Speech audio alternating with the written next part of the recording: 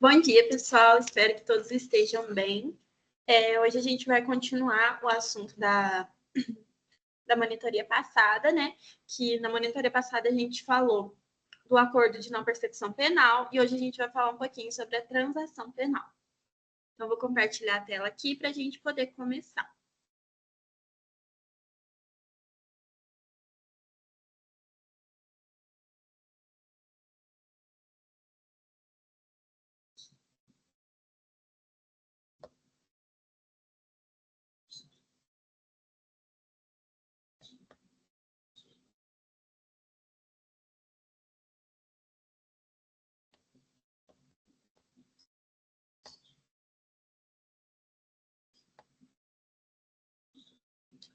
Então, vamos lá. Primeiro, qual que é o conceito de transação penal? É um acordo realizado entre o acusado e o Ministério Público, no qual o acusado aceita cumprir algumas condições propostas pelo promotor em troca do arquivamento do processo.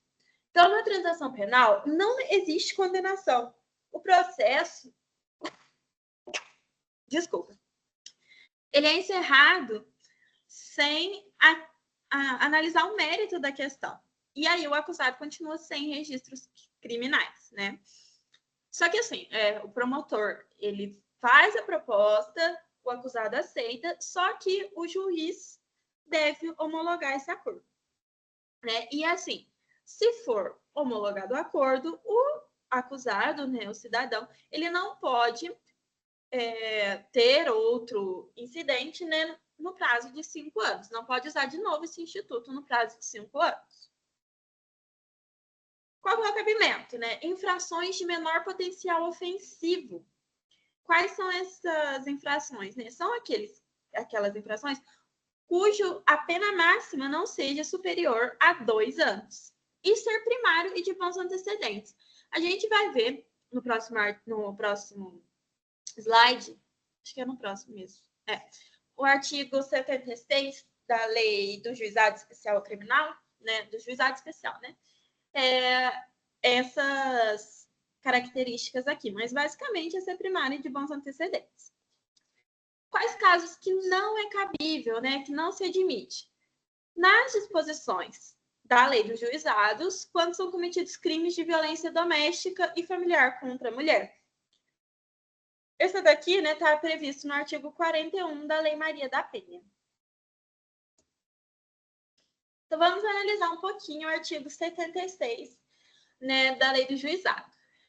Havendo representação ou tratando-se de crime de ação penal pública incondicionada, não sendo caso de arquivamento, o Ministério Público poderá propor a aplicação imediata de pena restritiva de direitos ou multas a ser especificada na proposta. Então, nas hipóteses de pena de multa, a única aplicável, o juiz poderá reduzi-la até metade. Esse parágrafo aqui primeiro. Eu já vi casos, é porque eu fiz estágio no fórum, e aí, nessas audiências, eu era a escrevente, né? Então, eu tive bastante vivência nas audiências preliminares, que a gente vai ver aqui, esse é o nome.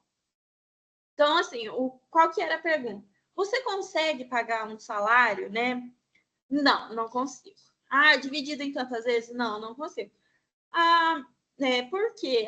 Porque eu tenho filho, eu não tenho emprego fixo. Então, costumava se reduzir pela metade. Então, quando o promotor via, né, que a pessoa não tinha tantas condições, ele reduzia essa pena de multa até a metade.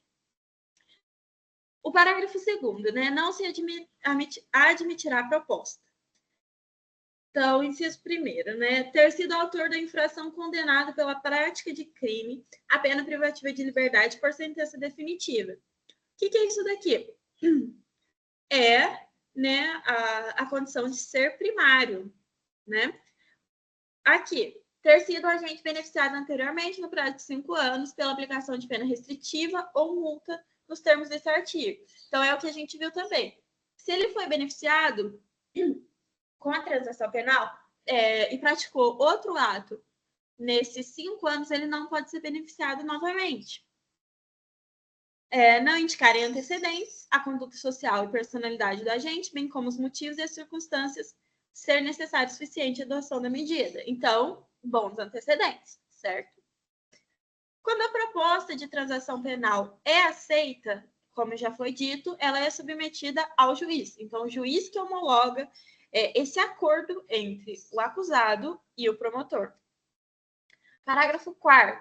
Acolhendo a proposta do Ministério Público, aceita pelo autor da infração, o juiz aplicará penas restritivas de direitos ou multa, que não importará em reincidência, sendo registrada para impedir novamente o mesmo benefício no prazo de 5 anos. Então, se eu cometo um novo crime, eu não sou considerado reincidente. É só que eu não vou poder ser beneficiado novamente. Por que eu não sou reincidente? Porque eu não fui efetivamente condenado. Né? A transação penal é justamente para evitar uma eventual condenação. Parágrafo 5º da sentença prevista no parágrafo anterior, cabe apelação. E parágrafo 6º. A imposição da sanção que se trata, parágrafo 4º, não constará na certidão de antecedentes criminais, salvo para fins previstos no mesmo artigo, e não terá efeitos civis, cabendo interessado propor ação cabível no juízo civil. Então, eu já vi casos que foi oferecida a transação penal em caso de lesão corporal leve. Era muito frequente, inclusive. Então, o promotor perguntava, você quer representar para a vítima? A vítima falava sim. E aí, ele oferecia, né, ao autor o benefício da transação penal. E o que pode, geralmente, né? Geralmente, é lógico que a gente tem que ver o caso concreto, a gravidade, mas geralmente são 3 meses de serviço à comunidade ou um salário mínimo, né? E muito se engana quem pensa que esse dinheiro fica para o Estado ou para o fórum. Não. Essa prestação pecuniária, ela é revertida para projetos sociais da cidade. Então, é revertida para asilo, hospital, creche, certo? Então, esse dinheiro é todo revertido para a comunidade. Qual que é o procedimento? É uma audiência preliminar com a presença do juiz promotor, autor do delito, acompanhado do seu advogado e a vítima. É muito importante que ele esteja acompanhado de seu advogado. Caso não esteja, é nomeado um advogado dativo para o ato. Por quê? Porque é muito sério, né, a transação penal. Porque, de certa forma, você vai renunciar aos direitos, né? Existe até a possibilidade de você se comprometer financeiramente. Então, por isso é necessário um advogado. Até porque, às vezes, a proposta feita pelo Ministério Público, ela não é tão condizente com a realidade, né? Às vezes a pessoa cometeu uma infração muito leve e o promotor quer um acordo muito desproporcional. Então, por isso, a figura do advogado, ela é importantíssima.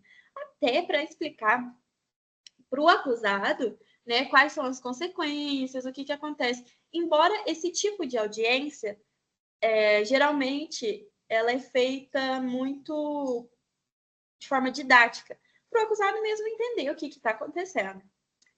E aqui um lembrete. A aceitação da transação penal não é o reconhecimento da culpa, né? Ele não está falando, não, eu sou o culpado. É lógico que a gente pensa, muitas vezes, que a pessoa aceita, né? Porque ela tem uma culpa. É o pensamento lógico. Só que, às vezes, a pessoa ela não quer ser processada, né, criminalmente. Então, às vezes, ela não cometeu o ato, não cometeu. Só que não tem provas, né, de que ela não cometeu. Então, ela não quer correr esse risco. Ou também não quer passar pelo processo criminal, porque é muito desgastante.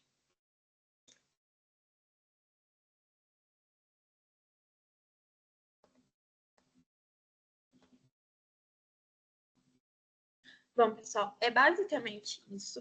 Né? A transação penal ela é um instituto bem tranquilo.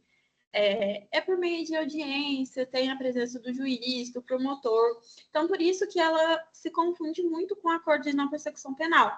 Só que é só lembrar que no acordo de não persecução penal, primeiro a pessoa forma um acordo só com o membro do Ministério Público e depois é submetido à homologação do juiz. Aqui, na transação penal, a gente tem uma audiência preliminar, onde tem a presença do juiz, do promotor, do acusado e do seu defensor, certo?